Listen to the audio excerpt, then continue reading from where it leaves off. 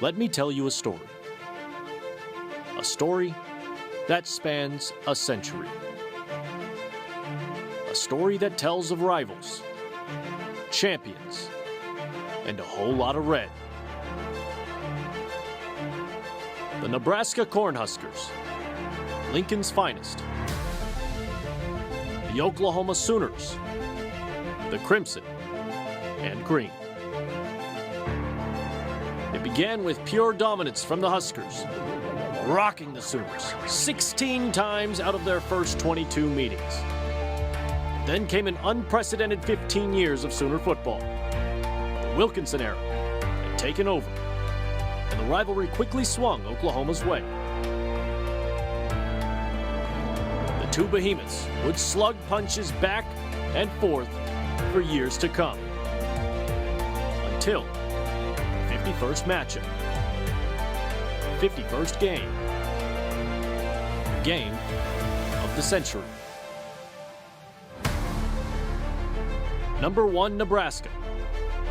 Number 2, Oklahoma. The nation's top defense going head-to-head with the best offense. The game got off to a hot start. Nebraska star Johnny Rodgers found pay dirt after a 72-yard punt return. The Sooners answered back in the second quarter and found the end zone twice in just 5 minutes. The score was 17-14 at half.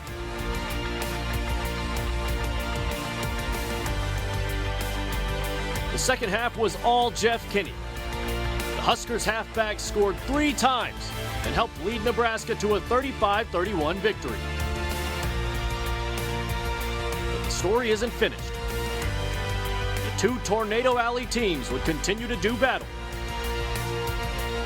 In the years that followed, 6 Heisman winners and 3 Hall of Fame head coaches led the two sides to a combined 8 national championships. Year after year, the sides would trade wins, as OU would win 20 of their next 35 contests. The marquee matchup became a staple of college football. But it all came to an end in 2010.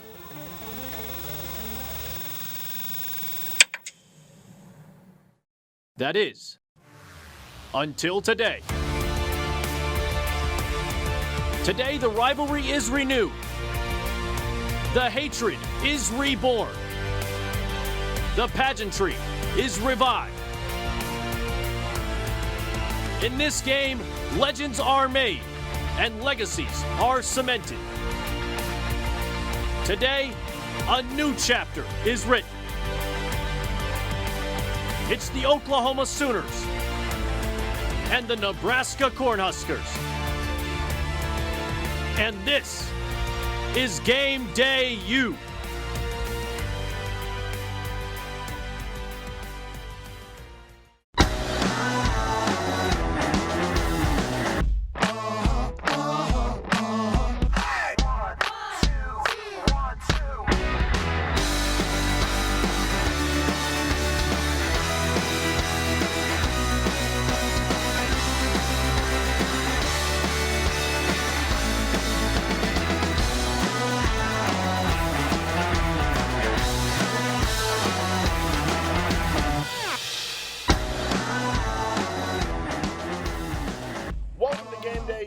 Here in Heisman Park between the statues of Steve Owens and Billy Vessels. I'm Will Blessing here with Shannon Earhart and Kaylee Tingelstad. Starting off, Sooners kick off against Nebraska today at 11 a.m.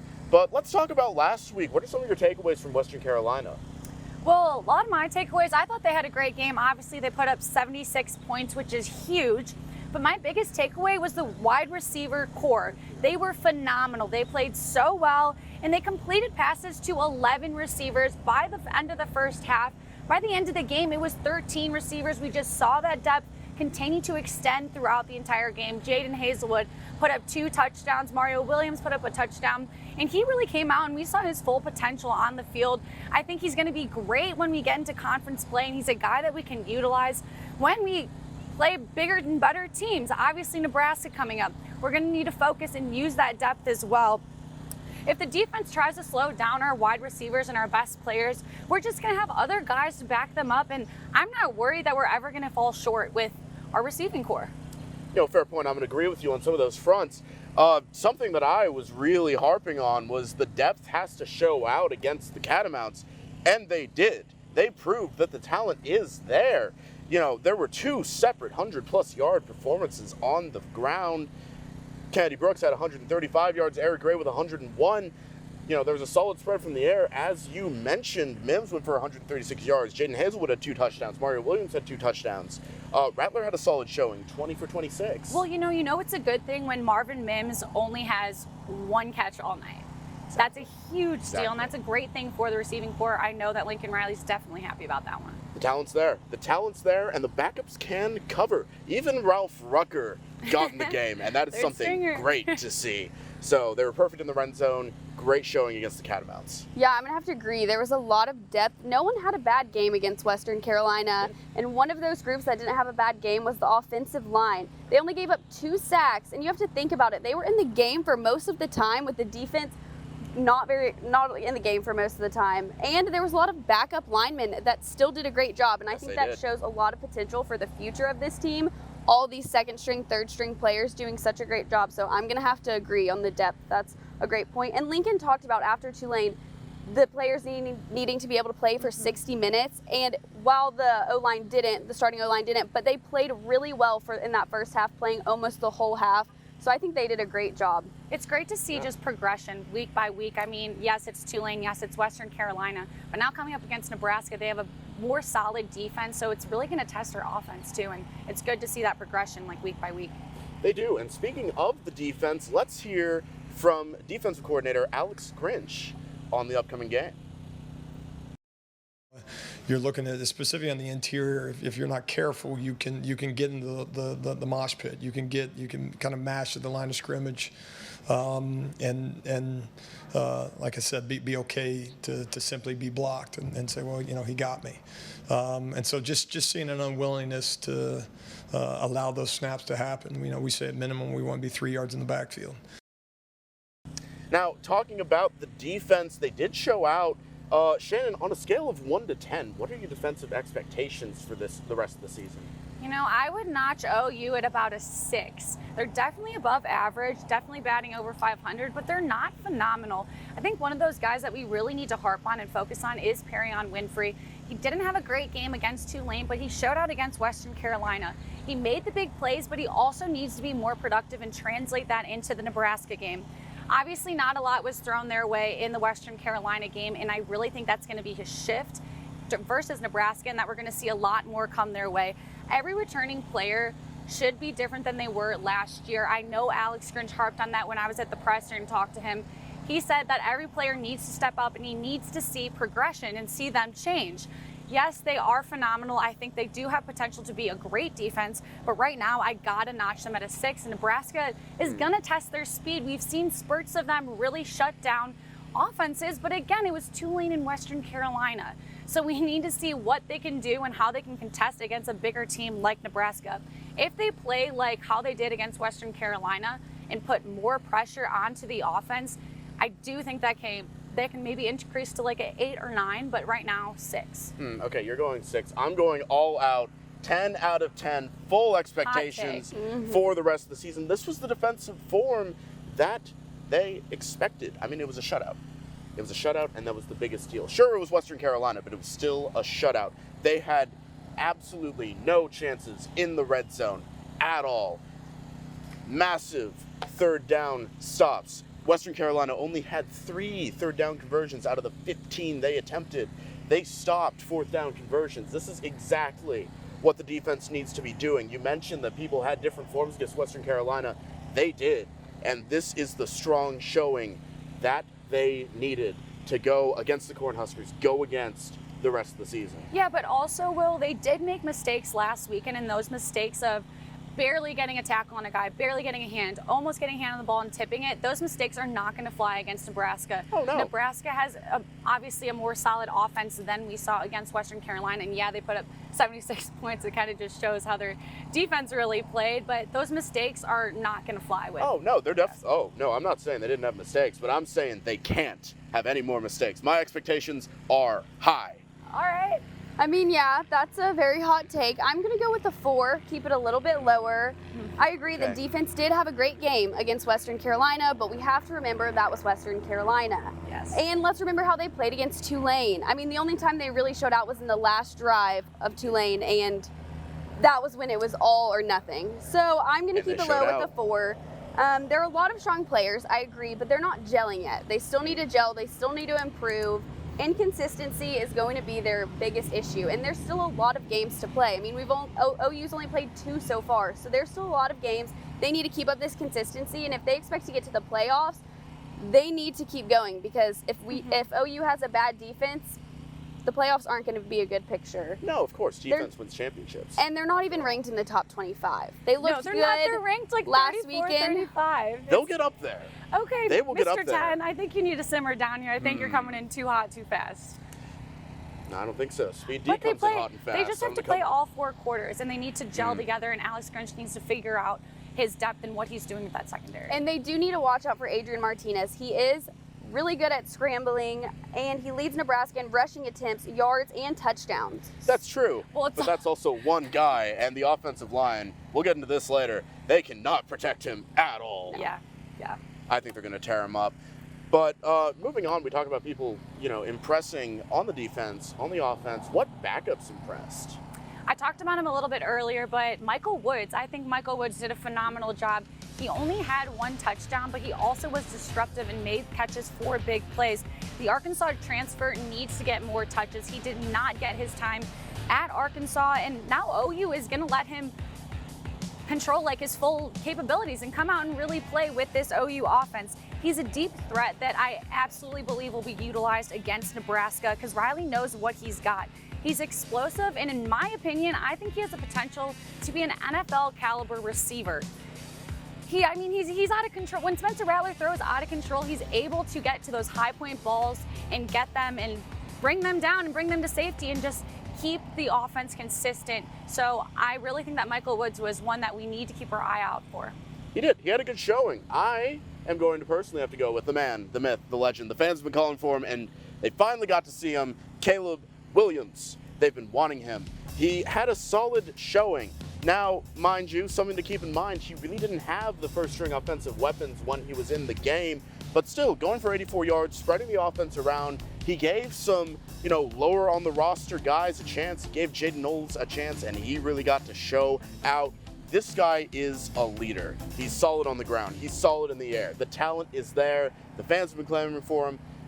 I don't think he's going to get the start this season, but the future is strong with Caleb Williams. I would not be surprised, Will, if he did start at some point this season. If Rattler starts to fall off the map and doesn't show out and show that he can actually lead this team, Caleb Williams is going to be right behind him to fill his shoes. I think he's a good motivation for Rattler to do better. The competition. But, he did well, but I will say there's still a couple things that he needs to work on.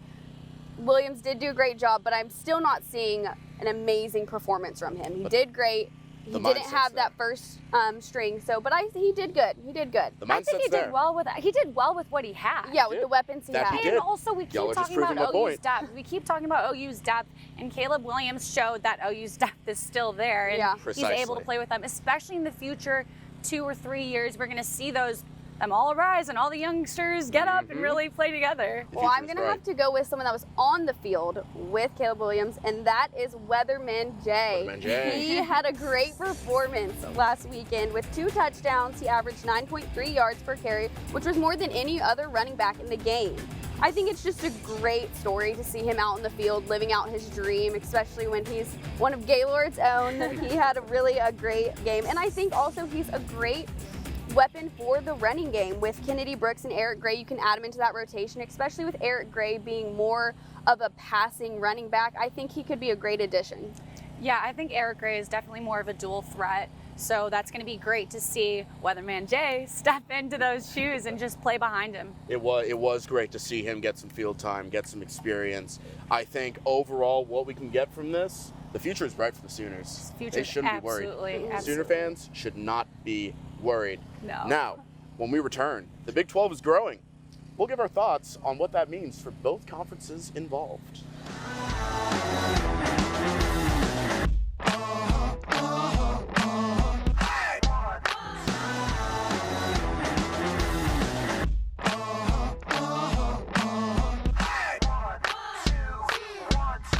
Happy Saturday, Sooner fans. I'm Ben Thomas out here on the South Oval. The Nebraska Cornhuskers are coming into town to battle your Sooners here in the Palace at 11 a.m.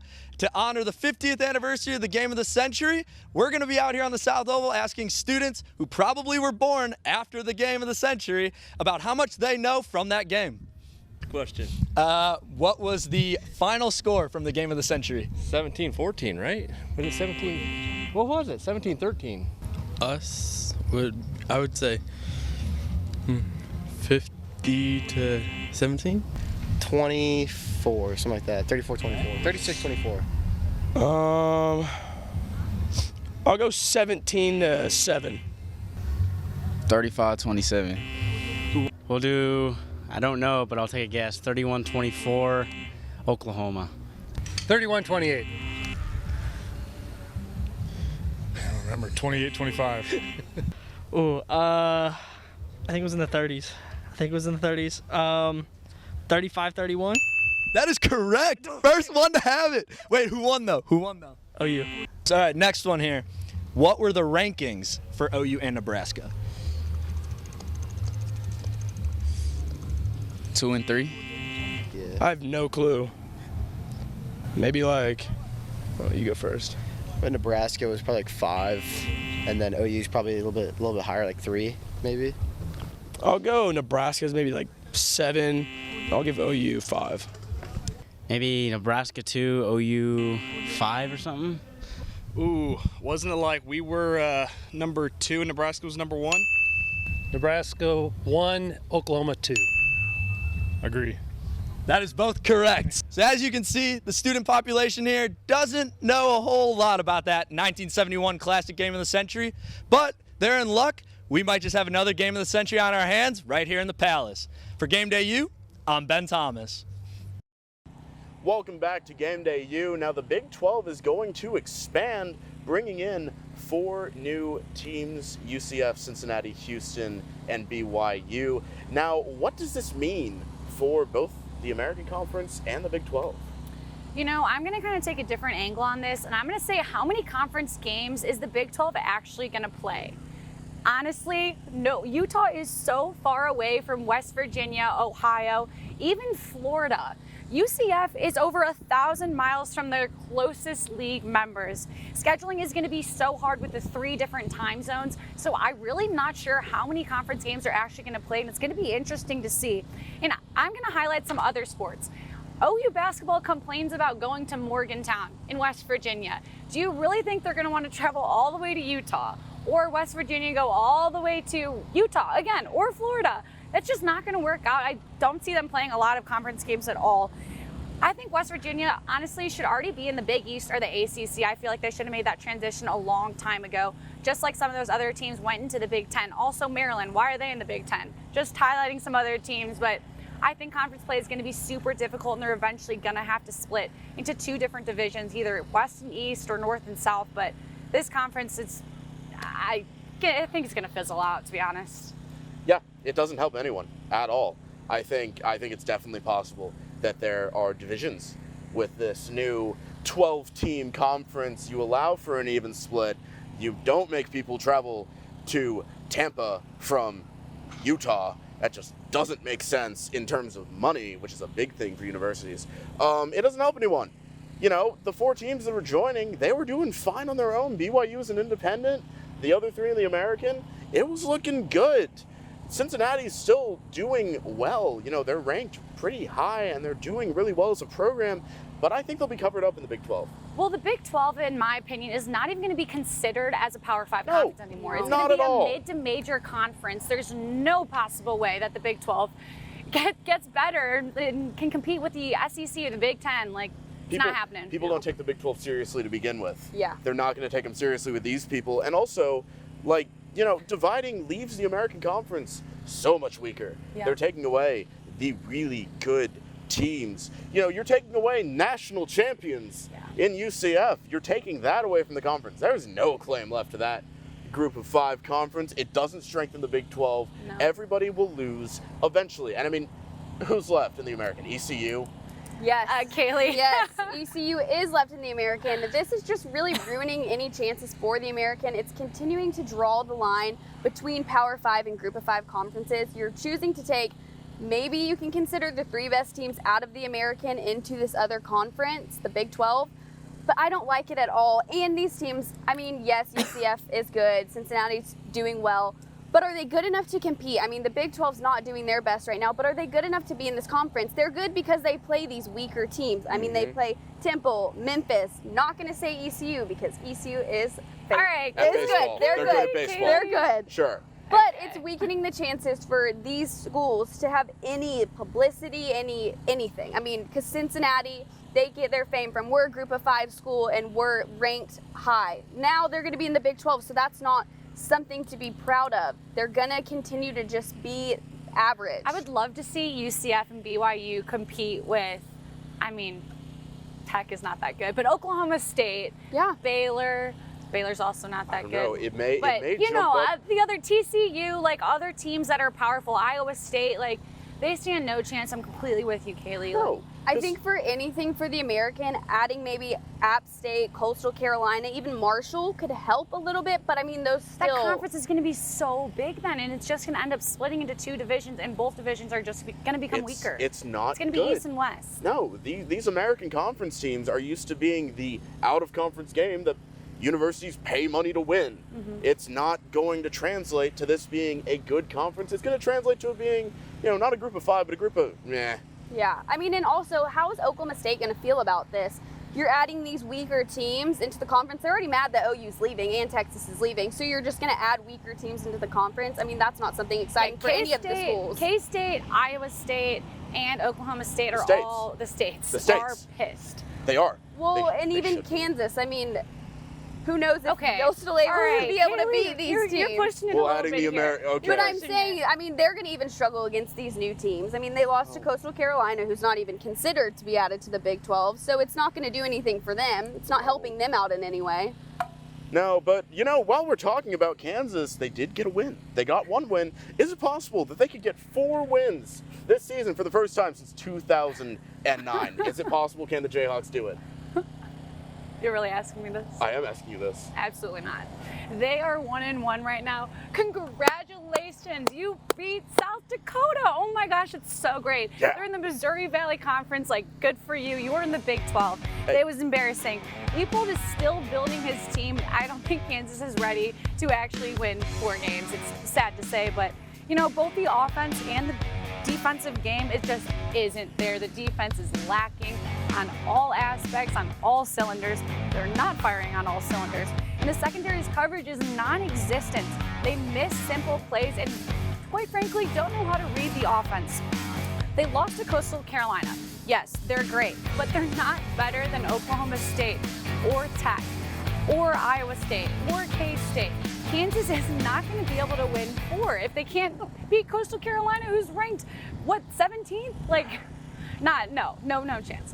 No, in talking to, if there are any Kansas fans who will watch this, Kemper. Sorry, guys. Sorry, Kemper. Sorry, guys. Not going to happen. No way it happens. And, you know, you mentioned looking at the rest of their schedule, there's no real, like, shoo-in, like, yeah, Kansas can win that game. I mean, maybe you could say it about Duke. Maybe. But there's nothing really going on at all. Their play is looking better on the season. You know, they got 254 rushing yards and 401 passing yards. That's not horrible, but as a team, they're definitely still being formed, and it's just not congealing. Hey, great for the fans that they beat South Dakota. Great that all couple hundred of them got to storm the field. Great for the Jayhawks for getting a win in over 600 days. They're a basketball school. That's They're what a I have to basketball say, school. straight out, point blank. Kaylee, I don't even want to hear what you're going to say. What are you going to say about Kansas? I'm hopeful. I think they're improving. They have a chance. They already have one game down, just 3 to go. I mean, can they do it? I think they could. I think they can. They're improving. Yes, they lost to Coastal Carolina, but Coastal Carolina is a good team. They are. There's teams in the Big 12 that aren't doing so great. Let's talk about TCU, and Baylor is doing okay. Baylor's their only shot. Baylor is Baylor's their only shot. I think and then Aranda's that's got gonna it. get I them, think what, Aranda 2 can do wins? it. I think they can do it. They're improving. They're growing. New head coach with Lance Leipold. I mean, they're putting up a fight. I think they have a chance. Jason Beam has a good rushing game with 13 carries against Coastal Carolina for 102 yards and 2 touchdowns. Not the best passing game, but they're improving. They're improving. Sweet girl. Sweet girl. Improving for Kansas doesn't mean much. You can Okay, say yeah, you can say they look good, but good is a subjective term. You can also I say think that there's a chance. you can say that they're improving, but also, do you think they're improving to the point where they're going to win 4 games? Yes. Name other teams. Who else can they beat? Baylor? Texas, who knows? There's been an upset before. They've done it, Really? but I We'll don't think see. they're doing it Okay, this year. I love see. the optimism, but I don't agree. We'll see. Not against OU, but Oh. I think they stand a chance. Okay. All right. Sure. Stand your ground. Sure. Got it. We'll see how Kansas stacks up against the Big 12. But speaking about the Big 12, what other Big 12 team should be ranked? All right, got to go off of Oklahoma State. I talked about it in the very first show. I think they should at least be in the low 20s, definitely above Coastal Carolina. They beat Missouri State and Tulsa, obviously not super strong teams, but I'm excited to see what they can bring out for the rest of the season. I do have to point out that Miami, North Carolina, and Wisconsin are all 1-1 and in the top 25. I really think that the uppers are playing favorites with conferences again, and I think Oklahoma State really deserves a chance and should get more credit to actually be ranked in the Big 12. They didn't have Sanders the first game, and they still played great. It was great work by their backup, and then he showed out for the second game, and I think that for the rest of the season that they're going to be absolutely phenomenal. The defense can perform, and Oklahoma State should definitely be ranked. Okay. All right. Yeah. There's been some solid team play from Oklahoma State, but the team that I've been talking about from the North, I've been talking about them for a while. Kansas State should definitely be ranked. They've got solid play. They have solid play. They're outscoring opponents 55-30. They've averaged 6.2 yards per play. They've got 362 per game. There's solid offense coming out of Deuce Vaughn and Skylar Thompson. You know, they've led this team for a couple of years. They're going to keep doing it. I don't think Skylar Thompson is ever going to leave Manhattan, Kansas. Never going to leave that team. You know, He's been there for so long. he has, and he'll continue to be there, and they're going to be fine. You know, I don't think they're the second best in the conference. They're not the best in the conference, but they could be third or fourth. And I think third or fourth in the Big 12 is deserving of 22. So who are you saying 23. is the second best? We'll get to that in a little bit. Okay, I'm going to say Oklahoma State. Okay, After last all right, we'll get weekend, to that. I'm going to say no teams in the Big 12 should be ranked besides OU. I think each team had a really weak game last weekend. I mean, OSU almost lost to Tulsa. Yeah, I know. I saw And that. Texas Great lost game. to Arkansas. Iowa State lost to Iowa. West Virginia lost in week 1 against Maryland. I mean, these top teams of the Big 12 are already 1-1. I mean, yeah, you have the other Baylor and TCU who are still 2-0, but they're not that good. So I would say no one yet. It's very early in the season, and there's been a lot of close games, and these are non-conference games. These games shouldn't have been as hard as they've been for these Big 12 teams. So I'm going to go with just Oklahoma right now. I do see what you're saying, but it's also, yeah, you said it's the second week, and yes, it is still very early, but there's a lot of teams that are ranked that are still 1-1. So what do you think about that? I just think the Big 12 is not looking so hot right now. I just think as a conference, I mean, last weekend it was a very rough weekend for the conference, which just because you lose one game doesn't mean you shouldn't be ranked, but against the certain opponents that some have been playing, Texas and Arkansas, yes, they're in the SEC, but it's still Arkansas, so I'm not letting any other Big 12 team be ranked doing right good now. things down there. I don't know. You know, you say the Big 12 isn't looking too hot. The Big 12 didn't look too hot last season either. Starting out, everybody starts out of the gate a little weird. It's been a little weird. It's going to keep being a little weird. But I think there's at least there's a team. Kansas State's got it. I say Oklahoma State, but you're entitled to your own opinions. Okay, sure. Shannon, you mentioned this. You mentioned second best Big 12 team. I think we know who yours is. Yeah, I spoiled it. It's Oklahoma State. Gotta go Oklahoma State 100%. I do want to say that just because teams run up the score doesn't always mean that you're the best team and that you're a great team. Oklahoma State doesn't put up high numbers, but they're nearly flawless in the red zone.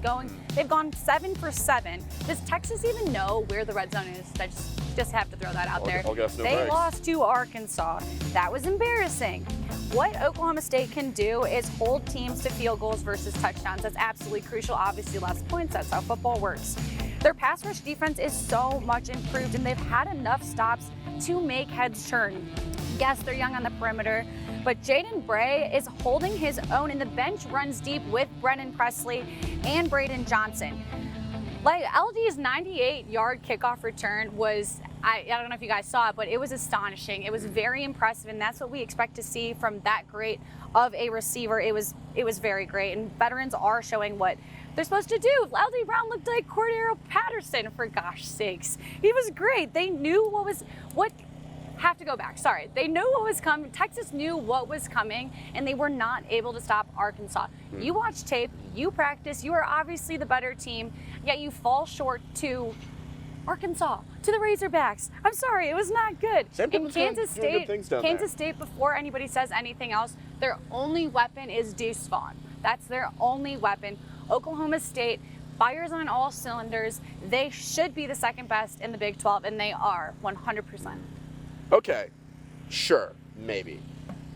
I don't think they are. What is that answer? They aren't at all. Maybe. No, Sure, maybe. No, I don't think Oklahoma State's second best. I think Iowa State's second best. They are the clear second best team. They just lost to Iowa. They just lost to Iowa. It was the first top 10 Cy-Hawk matchup in the history of that game. And yes, they lost. Iowa may have been the better team, but that doesn't mean Iowa State didn't play well, and that doesn't mean Iowa State won't play well in the Big 12. You know, their early play did look a little messy, but everybody can have slow starts. I said that earlier. Everybody's having a little bit of a weird start. You're playing a top 10 team in Iowa. You've got the energy of the rivalry. I wouldn't let the results of that game say anything about Iowa State as a team. You know, I think Charlie Kohler is really the key player that brings up the level of play for that Iowa State team. I do have to say that he's a good-looking player. He is a dual threat player. I think he's great, but I don't think my point here. But I don't think think that they're second best. Do you see their defense? Not too hot. It's not too hot. No, sure, but in the Big 12, I think it'll be fine. I'm not worried about it. You know, in the game, they leaned on their kicker a lot. You know who else leans on the kicker? Oklahoma. It's not that bad of an offensive strategy if it works. Their kicker, fantastic name, by the way, look it up. I think Iowa State's a clear second. I don't think there's anybody. You know, Texas had an argument for it, but, you know, losing to Arkansas, when you're clearly the better team, Arkansas could look good this season. But I don't think that shows. I think Iowa State's a clear second.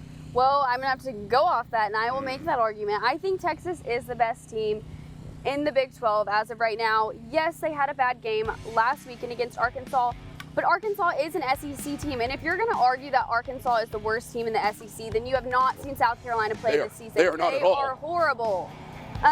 But, you know, Texas is still, I mean, it's a new coach, new quarterback. They're getting into it, and I think they just still need time to work out all of the kinks that they have going on. And also, OU and Texas are going to the SEC.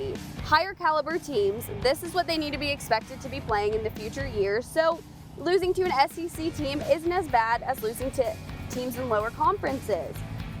Excuse me, Miss Kaylee, I have a question. Yeah. I have a statement. Texas ain't back, girlfriend. They are not back. Their run offense is horrible. They cannot, and their pass offense, their RPO is not good at all. They cannot stretch the field to any extent. They're not good. I'm telling you, they lost to Arkansas.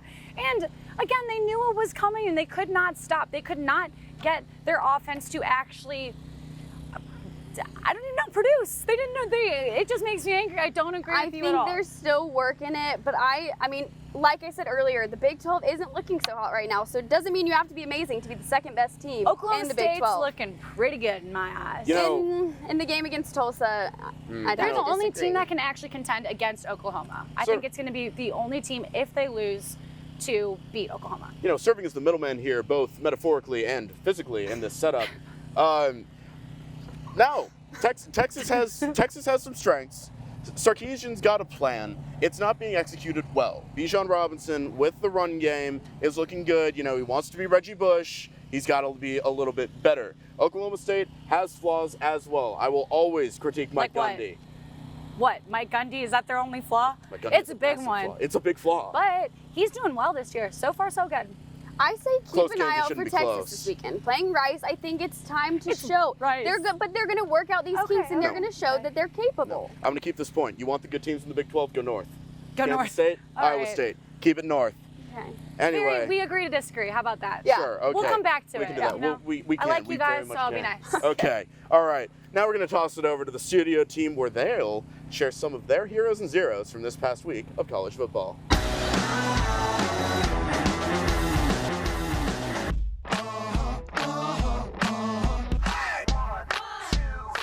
Welcome back to Game Day U, the one and only student-produced pregame show at the University of Oklahoma. I'm your host, Carly Murray. We've got a lot of exciting action on the gridiron this week, but first, let's turn back the clock and take a look at last week's most memorable moments. Here's Dylan Rivera with the top 5 plays.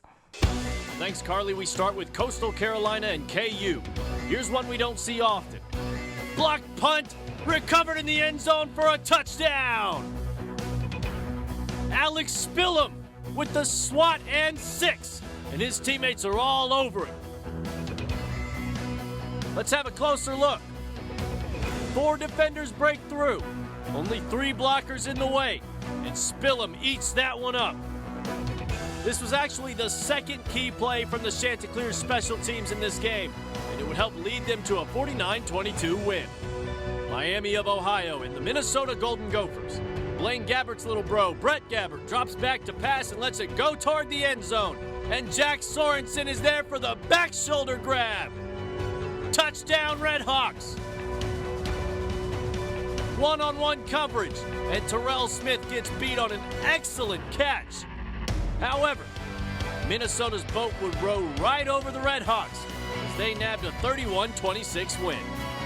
Up the road in Stilley, a battle between Okie squads. Tulsa at OSU. Utah State transfer Jalen Warren does his best Barry Sanders impression. And he starts shifting and shaking, making defenders miss left and right, and he'll take it into the house. Warren runs through a maze of defenders and dodges every would-be tackler in his path. The Golden Hurricane couldn't get a hold of Warren, and it would cost them as the Pokes would get a narrow win, 28-23. This one's for Kaylee on the travel team, ECU, and the Gamecocks of South Carolina. First play of the game, and the Pirates are getting tricky. Wide out Tyler Snead with the deep bomb to Josiah Hatfield, and he'll take it all the way. Puts 6 of them up for the Pirates. Snead only stands 5'7", and if you watch closely, he's chucking this one up without a clear look at his receiver. Hatfield would punch in the first score, but the final score favored South Carolina as the visitors got the 20-17 win. And at number 1, we go to East Lansing. Michigan State versus Youngstown State. It's a zone defense, but Xavier Henderson reads the quarterback's eyes, breaks away, and yanks the ball down with just one hand. One of the top-rated safeties in the country shows he is that man. The crowd loves it, and I'm sure they love the 42-14 victory even more. Carly, back to you all in the studio. Thanks, Dylan. And this morning we have our Big Friday sports team taking over Game Day U. Our analysts are Addie Crawford, Sol Meyer, and Parker Abels. How are we doing, guys? Fantastic. Ready for some football. We're ready. Let's go. Let's do it. Well, let's talk about the best of the best from week 2. Who are your heroes? My hero from week 2 is Stanford quarterback Tanner Mckee. He's the 6'6" Pac-12 freshman of the week who absolutely showed up and showed out against USC. He was the Cardinal backup quarterback going into their first game against Kansas State.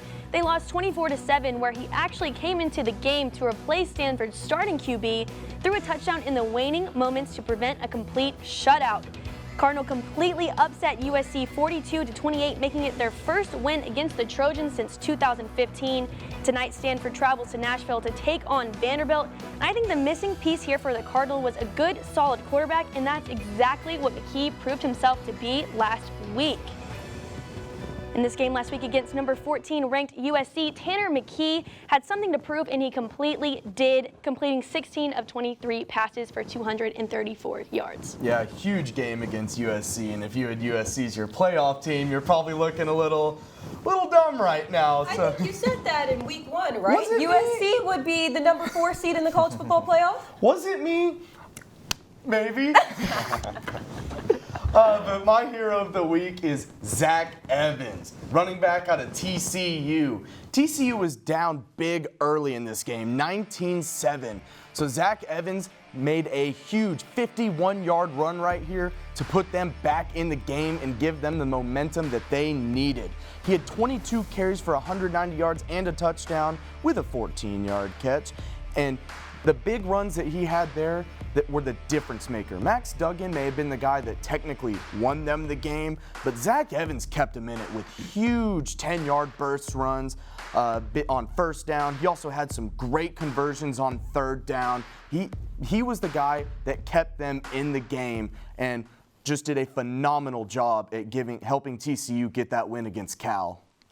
That is a great pick, Saul. And I'm actually going with a running back as well, and I'm going with the one who dominated to help the Ducks get a huge win in Columbus last Saturday, and that is Oregon running back C.J. Burdell. C.J. carried the Ducks offense last Saturday to begin the third quarter. He had a 77-yard run to give the Ducks a 14-point lead.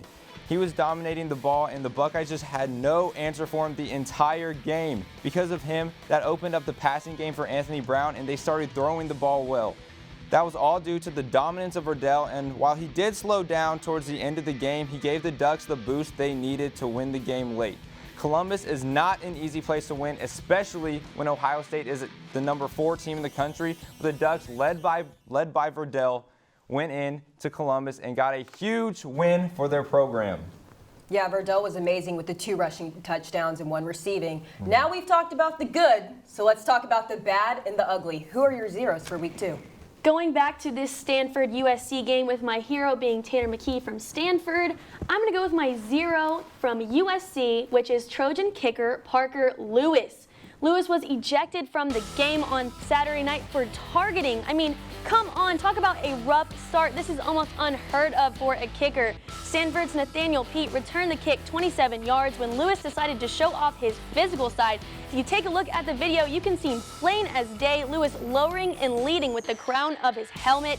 You know, I think it's kind of funny because literally 2 possessions later, Pete ran it down the field for an 87-yard touchdown. As I said earlier, the Cardinal beat the Trojans by 14 points, so in this case, it didn't come down to the wire for Lewis. It was a loss by 2 touchdowns, but a kicker getting ejected for targeting, that is just unacceptable. Yeah, and I guess Clay Helton, not Clay Helton, is going to have to teach his kickers to tackle now. But if we're talking about losers of the week, zeros, Hudson Card. Horrible week last week, and he is my 0 of the week. He went 8 for 15 for 61 yards and had 13 rushing yards. Keep in mind his longest run was 14 yards, so do the math there. But the thing is, should he have even been starting that game? No, it should have been Casey Thompson, and that's the problem with the University of Texas. It's more of the same. It is these booster club guys at the University of Texas making the starting job a popularity contest instead of who's the best quarterback. Shane Buechele was probably better than Ellinger. Casey Thompson last year was probably better than Ellinger. And Casey Thompson this year is better than Hudson Card. And it's just because they don't want an Oklahoma boy, because that's technically where Casey Thompson is from. They don't want an Oklahoma boy starting. Well, now he finally is, and I think he's going to be the guy that turns around Texas. But Hudson Card was never that guy, and he showed it last week. I agree. I think Casey Thompson's the guy, and I was actually at that game. The crowd of Arkansas was so hostile. It's hard for any young quarterback to get a big win, but I'm going to go with another Big 12 quarterback that lost to a rival, and that is Iowa State quarterback Brock Purdy. Now, the Cyclones just couldn't muster up anything on offense, and that was a large part to Purdy not being able to move the ball. Purdy was 13 of 27, 138 yards, and 3 interceptions. He was getting hit in the backfield the whole game and just didn't have a chance to do anything. He was trying to force balls into tight spots, and it just didn't work out for him. This is a very disappointing start for the Cyclones after being ranked in the preseason top 10 for the first time in program history. They're really going to need Purdy to up his game if they want to have a chance to compete with OU in the Big 12 this year. You know, it's crazy because Iowa State was actually Oklahoma's biggest competition last year. Now it's like, can they even compete? So it'll be interesting to see how they play Oklahoma in November. So next we'll discuss if Oregon is a college football playoff team contender. Stick with us to find out.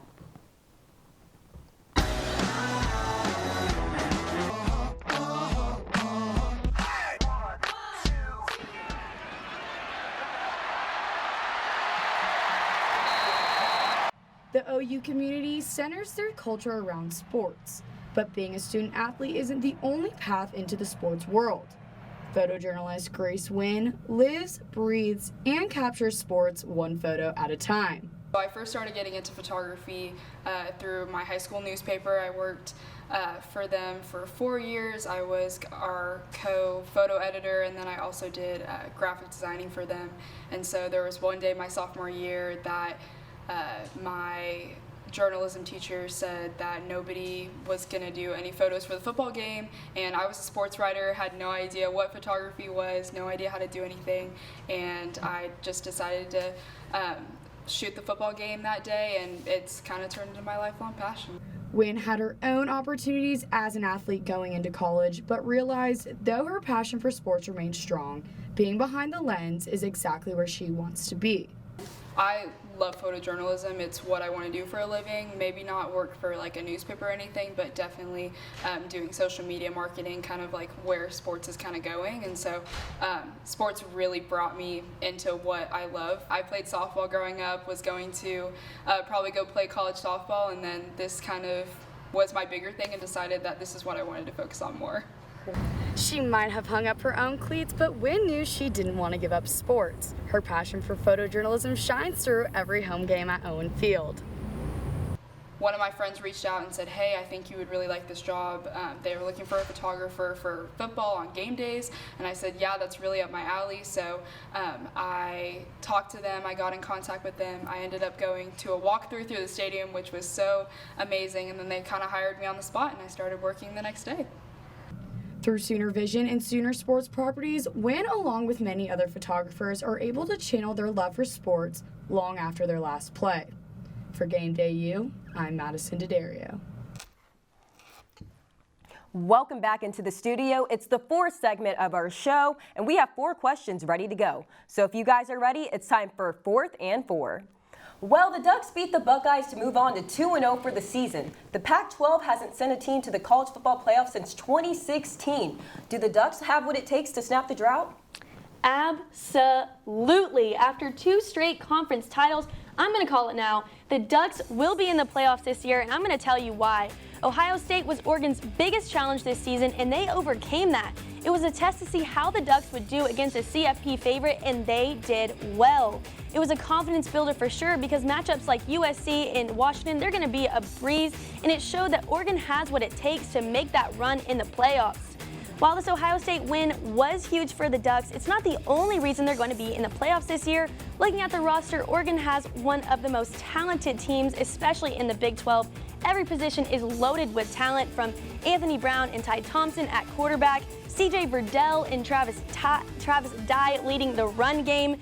Talent-wise, Oregon, they stack up with almost every team in college football, I feel, and they're definitely going to make the playoffs. They have talent and great players, but is it enough to make them a playoff team? I don't think so. I don't think Oregon's a playoff team, and for multiple reasons. One of the biggest ones is they rely heavily on 3 players: Kayvon Thibodeau, Justin Flo, and CJ Burdell.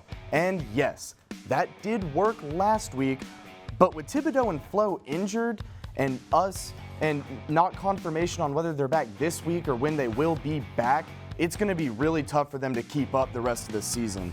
And yes, it did work against Ohio State, just relying on one player. But if that player's just a running back, CJ Burdell's not going to get you 200 yards a game. Is he a great running back? Yes. Is he going to put up big numbers? Yes. Is he going to put up the 200 yards a week and 2 touchdowns to be able to make Oregon a playoff contender? No, I don't think so. And one of the big reasons is someone is very high on USC in this show. And I think if USC has a comeback season after firing Clay Helton, that they could be the team that dethrones, I guess, if they're at the top right now, Oregon.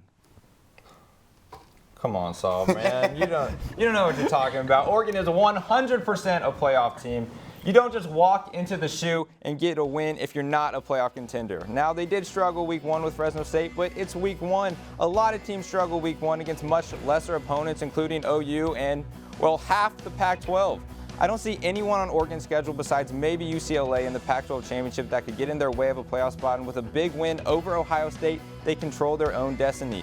Clemson already has a loss. Bama or Georgia will have a loss. Now, those teams could still get in, but if Oregon goes undefeated, they're going to go ahead of those teams.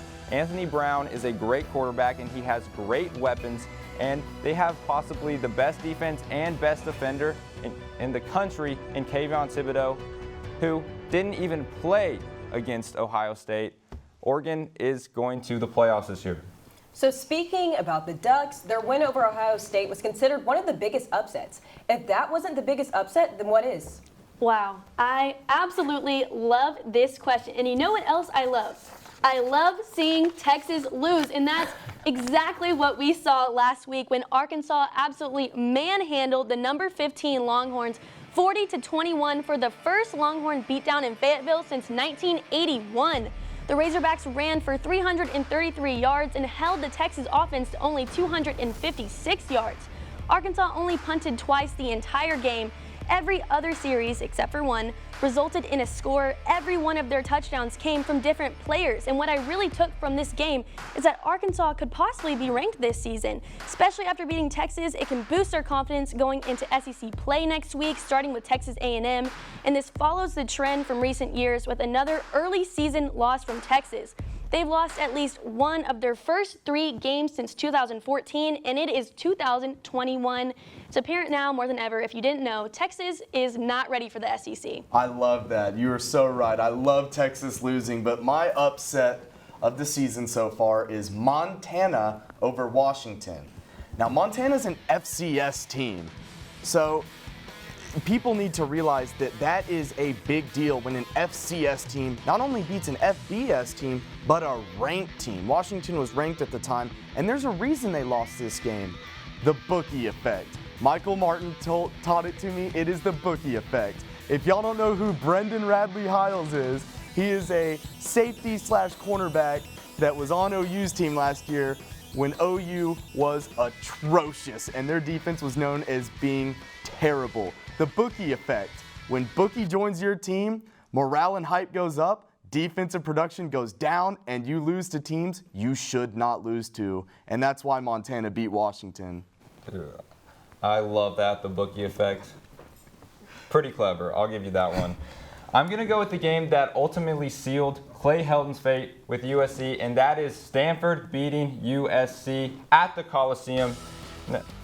Stanford just came off an embarrassing loss to Kansas State, but they appear to put that behind them because they dominated USC 42-28. The Cardinals' offense looked very impressive in the game, led by running back Nathaniel Pete, who ran for 115 yards and a touchdown. But USC just couldn't get anything going. They were down 42-13 in the fourth quarter, and they had no answer for anything Stanford put on the field. That was really the story of Clay Helton's tenure at USC. Unpredictable. Always lost games he wasn't supposed to lose, and now USC's in the market for a new head coach, but they likely won't get one till the end of the season. Dante Williams is stepping up as interim head coach for the Trojans, but it's looking like it could be a very long season in Southern California. You know what? The Atlanta Hawks fired their head coach midseason, and they made the playoffs. USC could do the same thing. This is college football, man. It's different. You never know. Now let's talk about 2 of the best teams in the nation. Both of which play football in the Deep South from the SEC. Alabama with Heisman contender Bryce Young at the helm, and Georgia may have the most stifling defense in the country. Each program scored a convincing Week 1 victory over a ranked conference opponent. Now both programs are expected to be favored in each of their matchups for the rest of the season. The question is, can anybody slow down the Crimson Tide or the Bulldogs? Oh man, I have a hot take coming here, and yes, I think that Bama or Georgia can be taken down. And who's going to do it? I'll tell you. It's going to be the Florida Gators. Georgia was the preseason pick to win the SEC East, but the Gators were picked second and they were expected to contend. So far, they've played like a legitimate threat to repeat as SEC East champions. Georgia, of course, has been a force to be reckoned with in previous years and will for sure be a challenge for Florida. But just imagine how sweet it would be to see Bama go down. And lucky for us, this Gator Crimson Tide showdown is only in a couple of hours. Florida is having a bit of a QB battle with Emory Jones and Anthony Richardson. Jones has had his moments, but in my opinion, Richardson is just way more talented and fits this team better. Dan Mullen has announced that Jones will be the starter for today, and I'm hoping that he's trying to throw Saban off his scent a little bit by having two quarterbacks, spring that on Bama, and I'm hoping that Florida comes out with the win. Florida looks all right. The quarterback battle's a little sketchy for me because I don't know if a team with a quarterback battle can beat Bama, and that's why I think that no team is going to beat Bama or Georgia. I mean, it's Alabama. They have been this good since 2012. They haven't lost a step. Bryce Young's the Heisman frontrunner and still has a good wide receiver group to back him up. The only question is Georgia. They look great. They don't look unbeatable, though. Bama looks unbeatable. Georgia has a great defense, but that offense is a little shaky. I'm not fully sold on that offense. But you know what's great about that?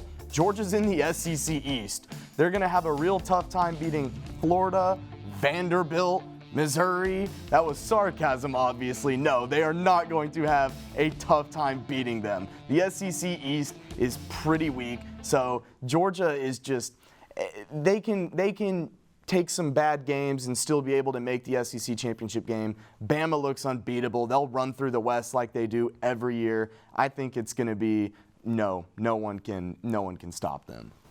I agree. Yeah, I mean, Bama and Georgia are just so far ahead of everyone else. I'll start with Georgia real quick. Their defense is something else. I was blown away by their performance against Clemson. Having 6 sacks in one game is great, but it being against the number 3 team in the country at the time is insane. They had some offensive issues, obviously, against the Tigers, but it doesn't concern me because their defense is just so dominant, except for, well, maybe against the Crimson Tide. And speaking of the Crimson Tide, Saul said it best, it's Alabama. They have been dominant for so long, and Bryce Young doesn't look like he's skipping a beat replacing Heisman finalist Mac Jones. They have so much talent at every position, and when led by the greatest coach of all time, it's pretty hard to argue against them. Obviously, Arkansas had a big win last week. Whoopee for them. Florida, they're always good, but they just can't handle the big boys. Bama, Georgia, in the SEC championship is like Thanos. Inevitable. Ooh, great line. Thank you. Entering the season, it seemed pretty clear that Ohio State ruled the Big Ten. But after the Buckeyes lost to Oregon and both Penn State and Iowa scored victories over ranked opponents, is there some controversy as to who owns the Big Ten? I don't think it's any controversy. I think it's pretty obvious that Iowa is the best team in the Big Ten. Iowa's the only school in the country to play 2 ranked teams to open the season, and they've won both of them after wins over Indiana and Iowa State and a loss by Ohio State. I think the Hawkeyes are the best team and 100% deserve to be where they're ranked at number 5. And what really makes Iowa stand out is their defense. Iowa's defense was tested in these first 2 weeks with QBs Michael Penix Jr. and Brock Purdy, but they passed this test with flying colors. Iowa's D has forced 7 total turnovers this season. Penix Jr. and Purdy each threw 3 picks against the Hawkeyes, making 6 of those 7 turnovers come through the air. They say offense comes and goes, but defense is about effort, and if we keep having this defense, Iowa's going to be a contender for the playoffs. I think you're right. I think Ohio State's time is over, but I don't think it's going to be Iowa. Now, every year, people say Michigan is going to beat Ohio State. Michigan is going to win the Big Ten, and Michigan is going to make a New Year's Six Bowl, and they never do. Well, you heard it here first. This is that year. Ohio State is young, they look vulnerable, and Michigan is going to take advantage of that. The game, which is what their rivalry is called, is played in Michigan this year. And Harbaugh's on the hot seat for what, the 10th year in a row? It's win or go home mode, and I think it's going to be a win year for Michigan. They've got the talent. Blake Corum can run the ball. Cade McNamara can sling it. The only problem is wide receiver Ronnie Bell out for the year. But that happened week 1. You got 10 games, 11 games to figure that out. And I think Harbaugh is a good enough coach to be able to do that. And this is Michigan's year to own the Big Ten. Addy, Soul, come on. You lose one game and all of a sudden you're dethroned? No, Ohio State is still the best team in the Big Ten until proven otherwise. They are just so much more talented than every other Big Ten team, and there's no way they're going to let anyone else, especially Michigan, take their crown. Now, they did lose, but they lost to a team that's better than all the other Big Ten teams, and that was C.J. Stroud's first game against a top team. It takes these young quarterbacks a little time to develop the skills needed to win these big games. That was exactly what C.J. needed in order to go out and win the Big Ten, just like Spencer Rattler, who lost his first 2 conference games last year, but after he figured it out, won 8 straight to win the Big 12. I expect the same out of Stroud, and the Buckeyes will be holding that trophy in Indianapolis on December 4th, a week after beating Michigan for the 9th straight year. You really think that Michigan's going to lose this year? I do. All right. I mean, happens every year. It's a tradition. Traditions were made to be broken, and I think that is what's happening this year. I think it's Michigan's year. OHIO. I mean, I can agree with you on Ohio State. I mean, Minnesota and Oregon ran the ball right through Ohio State. Do you really think they can step it up? Their talent, they got the talent, they got the coaching. They're gonna win. They always do, and it's not gonna change this year. And C.J. Stroud looks good on a stat sheet, but can he win you those games? I don't think so. He barely was able to beat Minnesota. He needs time to develop. He's developing right now, and that Oregon game helped so much. He's going to come out, and he's ready to go. All right. Well, when Game Day U returns, we'll send it back out to the remote team to talk about what to expect from the Cornhuskers.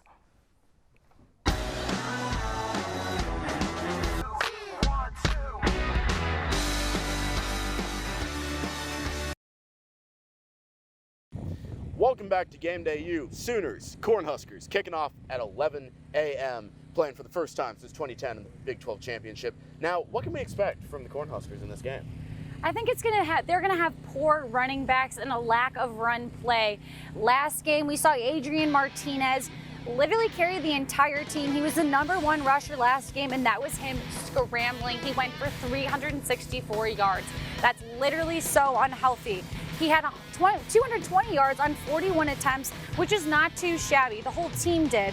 But if you take him out of the equation, Nebraska only ran the ball 32 times for just 108 yards. If you want to do the math there, that's 3.3 yards per carry. That's embarrassing for that team. Martinez was sacked 5 times against Illinois. This is U of I that we're talking about. U of I is not a good football team at all. So imagine what it's going to be like competing against OU's D-line. And then if they don't have Martinez and they don't have the running backs, they're going nowhere in the run game. It will not fly with OU. OU's defense is just way too mean, and the running backs are just not going to be able to take off. Oh, not at all. No, this is not going to be another game of the century. Not in the slightest. Nebraska's coming off a 3-5 season. They had a rough start against Illinois, like Shannon said. And Illinois is not a good football team. They had an okay season last year, but they're not a good football team. You know, Shannon mentioned the backs. The backs have an issue getting through defensive lines. Imagine getting through OU's defensive line. It's not going to work at all. Their O-line can barely protect Adrian Martinez. That's why they have to scramble so much. You don't get up to 300 rushing yards as a quarterback unless you have no time in the pocket as well. Well, when the fact that your #1 rusher is your quarterback, not good. That's really embarrassing. That's Very really rough. bad. Oh. Yeah, this is not going to be a great game. Nebraska, it's just very weak right now. It's starting with the O-line. I mean, it's a very young O-line as well. There's 3 freshmen, 1 sophomore, and 1 junior. So there's room for improvement. Maybe in the future years they'll be better, but right now they're too young. They're not good. I mean, they were, like you said, Shannon, against Illinois, sacked 5 times. That was their most allowed sack since 2019. Another issue is Cameron Jurgens can't even snap the ball properly. Another issue against Illinois.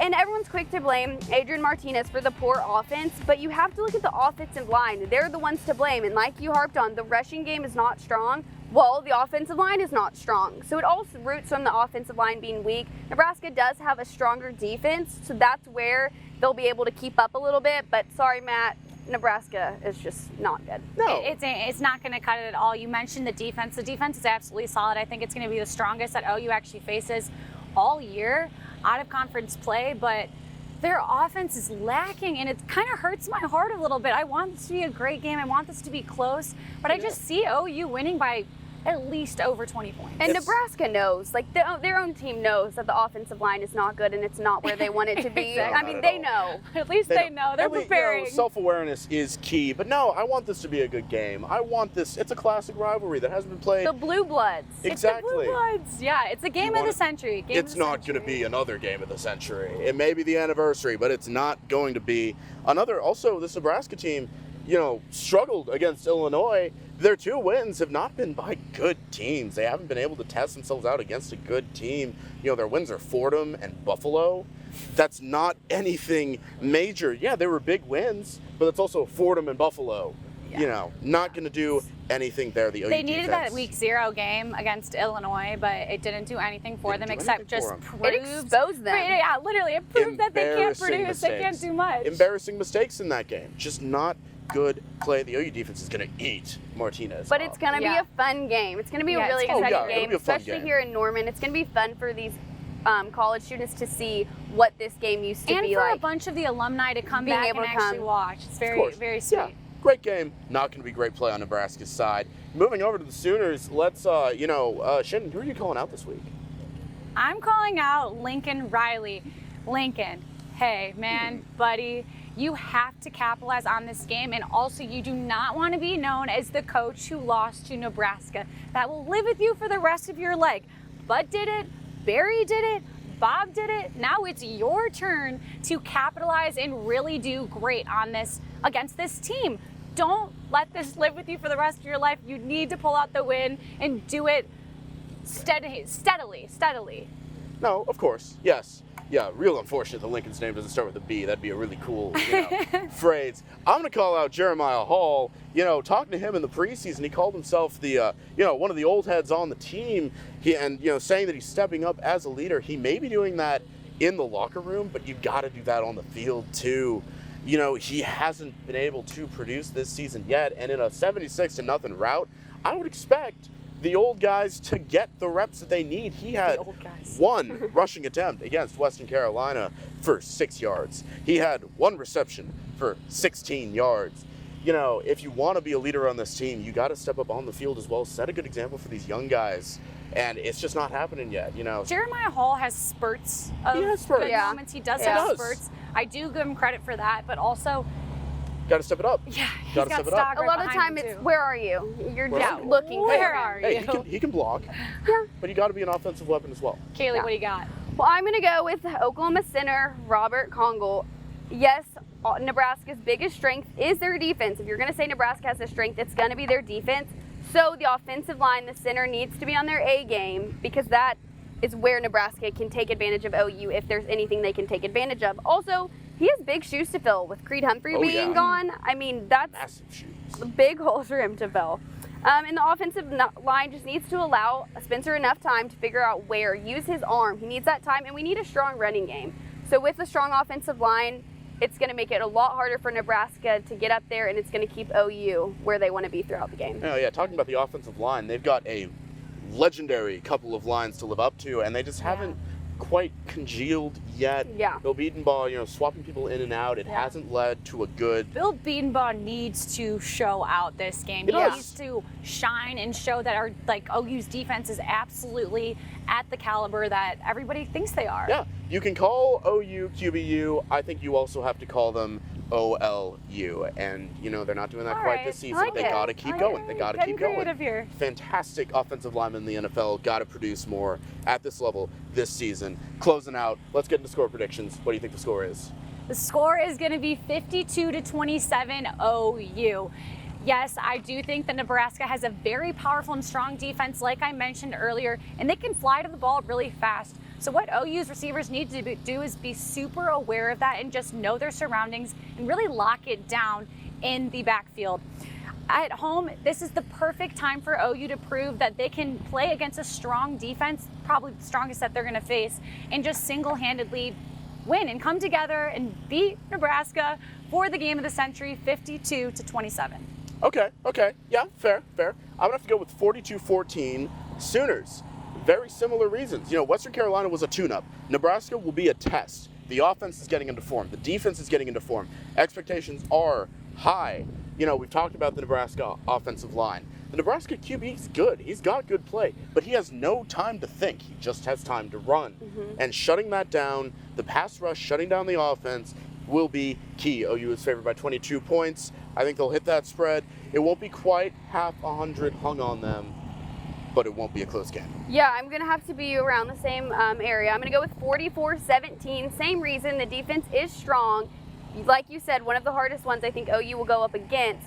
So I see it being a lower game. I think it's going to be a stronger defensive game when it comes to Nebraska. But the biggest thing for the Sooners is to not come in too cocky, because that happened against Tulane, and we saw what happened. So they need to come on with a good head on their shoulders, or this game could get out of hand. And like you said, Martinez, yes, he can scramble, so he can get away. He can, but they can catch him. They need to Kaylee catch and him. Will, what they need to have is a locked-in mindset. I think you Mindset's perfectly key. summed it up, a locked-in mindset, and come ready to play. Absolutely. Well, the Sooners kick off against Nebraska at 11 a.m. That's all we have for y'all on our side. We'll kick it back to the studio to close the show out with some upset picks. For Shannon Earhart, Kaylee Tinglestad, I'm Will Blessing.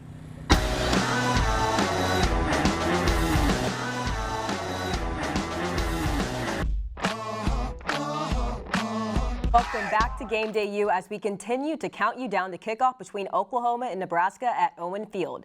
That's not the only intriguing matchup today. Let's discuss the other Week 3 matchups. It's time for your upset picks and pick'ems. Which underdogs are going to cause some chaos this week? I'm predicting an upset from this UCLA-Fresno State matchup, and Fresno State is coming home from the Rose Bowl with a dub. That is right. I'm hoping to be feeling some deja vu, because the last two times these teams met, Fresno State actually beat the Bruins 38-14 in Pasadena. So I'm hoping for an upset from Fresno State. That's a solid pick. I'm going to go with Michigan State over Miami. I think that De'Aaron King is not the answer for D. Canes, and they're not going to be ranked at the end of this week. I got Virginia Tech over Virginia Tech. The game's in Morgantown. The crowd singing "Take Me Home, Country Roads." West Virginia's going to put the W in their name, and they're going to win. Purdue is on the road this weekend in South Bend. Can the Boilermakers pull off the upset? I think they can. I think Purdue definitely has a chance here, even without playing a flawless game, just playing well. They definitely can have a good shot at beating the Fighting Irish.